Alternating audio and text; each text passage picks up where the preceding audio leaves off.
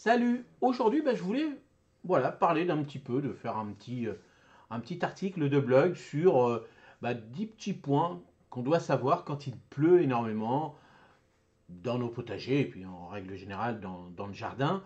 Et c'est vrai qu'en ce moment, on est pas mal gâté. Alors la pluie, bon, bien sûr, c'est très très important. Mais bon, voilà, qu'est-ce qu'il ne faut pas faire? Alors ça, le premier point, je vous l'avais toujours dit, éviter de travailler le sol mouillé. Alors, le détail, lorsque le sol est gorgé d'eau, il devient fragile et se compacte facilement en marchant ou en utilisant des outils sur un sol détrempé ou on altère sa structure. Cela réduit l'aération, comprime les racines et peut endommager les micro-organismes essentiels. Laissez le sol sécher avant de l'aérer ou de planter. Ça, je vous l'ai toujours dit. Ce qui se passe, c'est que vous voyez un sol de forêt, il est très léger. Bon, toutes ses feuilles, ses branches, tout ça, donc ça fait un peu comme un rosseur. Vous, surtout si vous avez des sols argileux, et voilà, puis après, il n'y a plus de respiration. Et puis votre sol, déjà, vous voyez bien, quand vous mettez votre bêche dedans, ça fait une espèce d'aggloméré de terre. Ça sert à rien. Donc, on laisse faire. Tant pis, même si en ce moment il pleut énormément sur vos sols, et puis je vous dis dans les vidéos faire ci, faire ça, et vous faites rien, vous laissez, ça sert à rien, vous allez tout détruire. Donc laissez vos sols comme ça, vos planches. Ensuite, alors, on va faire un petit paillage. Deuxièmement, faites un paillage léger pour éviter l'érosion. Alors, la pluie peut causer des ravinements et entraîner les nutriments en profondeur, loin des racines. En ajoutant une couche légère de paille ou de feuilles, vous protégez le sol de l'érosion et aidez à conserver une humidité uniforme. Alors attention toutefois de ne pas rendre le sol trop étouffé, ce qui pourrait le rendre asphyxiant. Oui, alors là, à cette époque-là de l'année, surtout si vous avez des sols argileux, moi je vous conseille de rien mettre du tout. Bon, à cette époque-là, dans le nord de la France, c'est vrai qu'à l'extérieur, bon, on fait plus grand-chose, surtout les petites semis, tout ça, on fait plus ça, donc automatiquement, on laisse comme ça. Donc c'est sûr que, bon, vous avez vu, moi j'ai mis du broyat dessus. Bon, vous pouvez mettre une couche de feuilles, de paille, tout ça. S'il n'y a rien en dessous, c'est pas très grave. Si vous n'avez pas semé quelque chose ou planté quelque chose, c'est pas très très grave. Par contre, si vous avez par exemple des choux, des poireaux, puis vous mettez une grosse couche de paille, de feuilles, plus l'humidité, plus les grosses pluies et tout, là c'est pas bon parce que ça va abîmer vos feuilles, c'est-à-dire les tiges de vos poireaux, de vos choux, de tout ce que vous avez mis, surtout dans le nord de la France. S'il pleut pas, bon, ça au contraire, mais s'il pleut, attention, attention, c'est pas terrible non plus. L'humidité, c'est pas bon.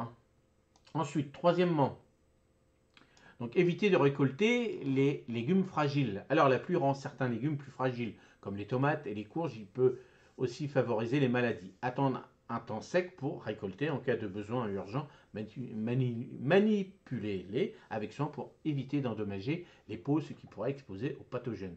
Alors ça c'est sûr, c'est qu'il faut laisser... s'il pleut énormément, puis que vous voyez que ça va pas, bon, si vous n'avez pas le choix, vous allez récolter, mais bon, les poireaux, les choses comme ça, bon, vous avez vu quand vous avez des terres assez lourdes, quand vous avez plein de terre, plein de machins, donc ça détruit un peu pas mal de choses. Donc si on peut éviter, on ne le fait pas. Si on n'a pas le choix, bon, attention. Si c'est tout le temps humide, vous allez moins garder, comme là, les tomates, les courges, tout ça, parce que c'est constamment humide. Puis vous verrez, tout ça, les bouts des courgettes, des courges, tout ça, alors surtout les courgettes, au bout, c'est pourri, ça pourrit, parce qu'il y a beaucoup d'humidité. Donc, surtout si vous faites ça sous les tunnels, aérés, aérés, ça, j'arrête pas de vous le dire à chaque fois. Quatrièmement, alors les limaces, bon, ça, les limaces, on pourrait faire des vidéos et des vidéos. Alors les limaces, bon, alors en fonction des régions, en ce moment, bon, on en a moins. Moi, sous le tunnel, j'en ai de moins en moins, mais j'en ai encore. Donc, bon, le mieux, c'est évaluer manuellement les nuisibles et, si nécessaire, installer des barrages naturels comme les coquilles d'œufs, tout ça. Bon, la meilleure chose, c'est visuellement, vous y allez, vous allez regarder, vous les enlevez. Bon, là, on va arriver dans une période normalement où il y en a moins, mais moi, je vois sous le tunnel, ça peut monter à 20-25. Donc là, il se réfugie ici avec l'humidité. Vous, dans certaines régions dans le sud, par exemple, bon, c'est pareil. Il y a des bonnes journées bien ensoleillées. Même, par exemple, s'il a bien plu, si dans l'après-midi, même s'il a plu énormément, dans l'après-midi, il y a un rayon de soleil, eux, ils vont venir manger. Il faut bien qu'ils mangent, ces petites bêtes. Donc bon, voilà. On en a fait pas mal de petites vidéos là-dessus. La meilleure solution, c'est visuellement, on les ramasse, on prend un seau et puis on y va. Puis si vous aimez les escargots, vous les mangez.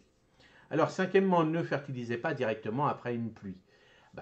Il faut éviter parce que les nutriments, ils vont être lessivés. Donc, par exemple, nous, là en Normandie, on a une circulaire que tous les agriculteurs peuvent refaire, malheureusement, leur fertilisation, on va dire, même tout ce qui est fumier, tout ça, parce qu'avec les pluies qu'on a, bah, ça n'a rien fait, ça lessive complètement.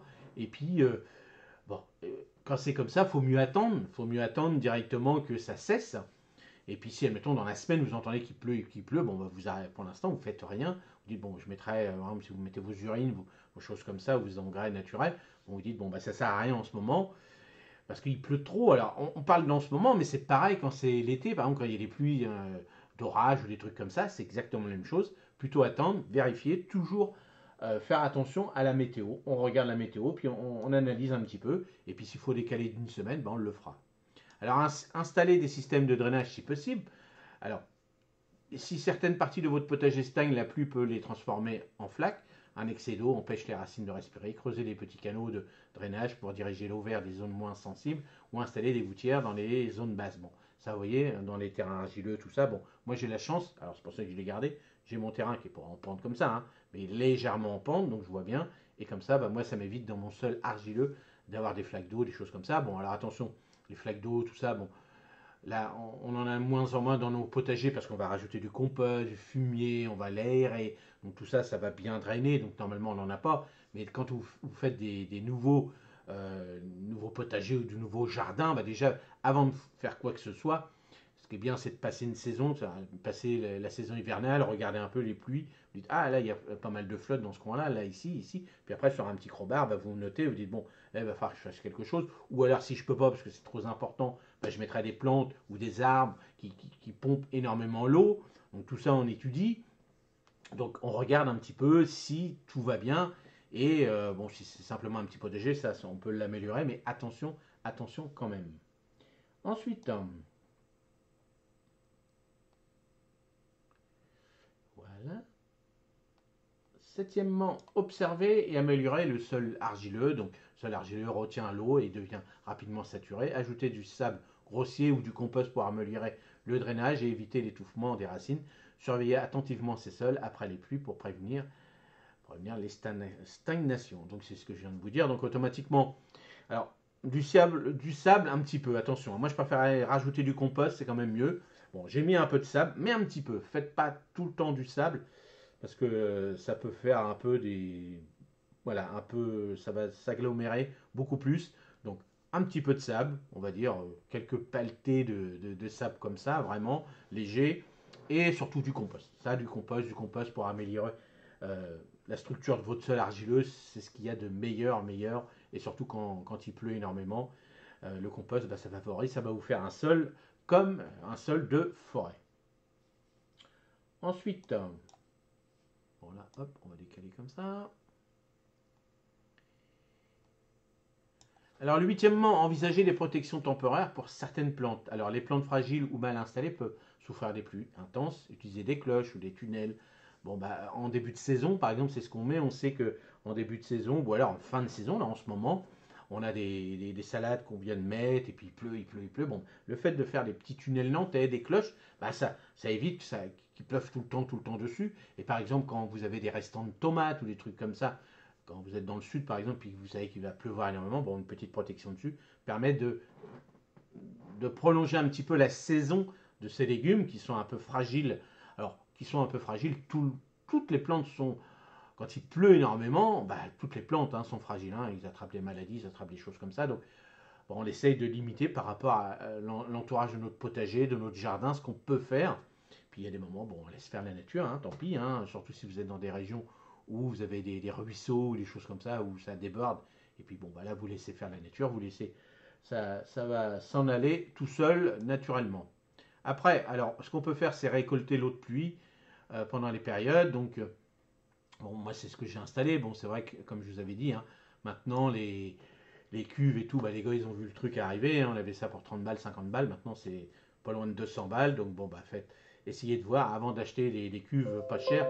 Si vous trouvez des cuves pas chères à 30 balles sur le bon coin, c'est qu'il y a un loup. Donc, faites attention. Soit vous faites remplir déjà une bonne partie, ou vous dites au gars, bah, remplissez-la au moins de trois quarts, ou comme il peut, ou alors qu'il la vide pas, pour que vous soyez sûr que le robinet marche bien. Alors, un robinet, c'est pas très très grave, mais bon, quoique un robinet tout de suite, ça vaut 30-40 balles hein, à peu près. Alors ça dépend s'il vous faut complètement ou pas. Donc ça aussi, c'est pas donné. Mais surtout qu'elle ne fuit pas, quoi. Parce que le gars, s'il vous donne un truc à fuir et puis à 30 balles, bon bah, vous avez gagné. Alors, là, je vais m'en enlever. Hop, je vais me mettre là. Et puis, alors, profitez pour vérifier les signes de maladie. L'humidité propice aux champignons et autres pathogènes. Après la pluie, inspectez les feuilles pour détecter les signes, tout ça, les taches et autres. Alors, agir rapidement, bah oui, on va agir. Hein. C'est sûr que l'humidité, c'est pour ça que je vous dis tout le temps, faites attention. Faites attention sous vos tunnels. Là, si vous avez, là je vous fais une petite, je vous ai fait une petite collection de 4 vidéos où comment cultiver tout ça et tout. Donc bien respecter l'humidité. Ça, surtout nous dans le nord de la France, aérer quand vous pouvez. Il y a un rayon de soleil, vous ouvrez un peu sur les côtés, ça circule, l'air circule, tout ça. Ça c'est important. Et l'humidité, vous vérifiez, hein, faites attention. Quand vous arrosez, alors plutôt, surtout sous les tunnels, vous arrosez plutôt dans les rangs, dans les sillons, tout ça, mais pas dessus. Évitez à cette époque-là de l'année, c'est pas terrible. Alors en été, des fois un petit peu quand il a fait très très chaud, tout ça, bon, alors pas en plein soleil bien sûr, mais en fin de journée, hop, ça peut rafraîchir un petit peu. Tout dépend, les salades, tout ça, c'est bien. Les tomates, tout ça, c'est moins bien quand même. Mais bon, voilà. La pluie, tout ça, comme je dis toujours, trop c'est trop. Regardez ce qui se passe un peu partout là en ce moment. C'est des mois et des mois qui tombent en une journée ou deux. Donc, automatiquement, quand c'est comme ça, on laisse faire. On laisse faire la nature. De toute façon, il n'y a rien à faire. Et puis, vous avez vu, hein, vous m'avez expliqué dans les commentaires que dans certains coins, c'est pareil. Vous avez retiré vos tomates, vous avez retiré tout ça. Quand il a plu énormément, ça apporte beaucoup de choses. Donc, c'est pour ça que ce qui est important, c'est d'avoir un sol bien drainant, bien léger, un sol neutre. Comme ça, c'est mieux, pas trop acide, pas trop calcaire. Et surtout, essayer d'avoir un sol le plus possible, un sol de forêt. Une éponge, toujours le même principe, l'éponge. On absorbe, c'est-à-dire on essore, et ça coule, et après ça reste un peu humide, mais pas trop. Donc quand on peut arriver à faire ça, là c'est le top, parce que qu'il pleuve ou pas, tout de suite la pluie, ça s'en va tout de suite. Que si vous avez des sols argileux, faut améliorer, à fur et à mesure.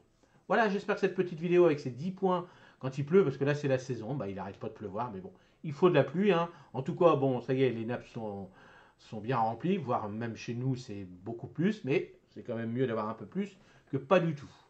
Allez, dites-moi ce que vous en pensez dans les commentaires, si vous avez d'autres petites idées sur la pluie, et si vous voulez d'autres conseils, j'y répondrai avec plaisir. Le petit challenge, allez, on recommence. On est à plus de 90 000. Allez, ceux qui regardent cette vidéo qui ne sont pas abonnés puis que ça vous a plu, abonnez-vous. J'ai besoin de vous pour réaliser, donc moins de 10 000 abonnés. Donc comme je vois que on fait plus de 300 000 400 000 vues par mois, vous voyez, la moitié n'est pas abonnée. Donc tout de suite, on pourrait avoir 10 000 abonnés rapidement. Donc allez-y, merci si vous vous abonnez, ça me permet de faire le petit challenge. Et j'avais dit, je ferai un petit cadeau au hasard à n'importe une personne que je vais choisir pour lui offrir plein de petits cadeaux. C'est le petit geste, hein, c'est tout. Hein, c'est pas pour vous inciter à cliquer, mais c'est pour vous récompenser, parce que je pourrais pas récompenser 100 000 personnes. Si je le pouvais, ça tomberait bien, parce que on serait à Noël, mais bon, c'est peut-être comme tout le monde. Voilà, ça tombe pas du ciel, sauf le Père Noël qui va arriver bientôt. Allez, à la prochaine. Salut, merci.